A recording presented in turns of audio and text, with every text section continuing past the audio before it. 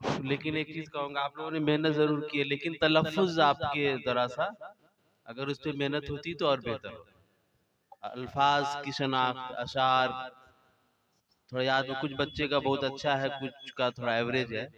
तो आपके अशार अच्छे हैं, लेकिन अल्फ़ाज़ के तलफ़्फ़ुज़ अगर मेहमान होते तो आपके टीचर को ज़रा-सा अच्छा नहीं लगता।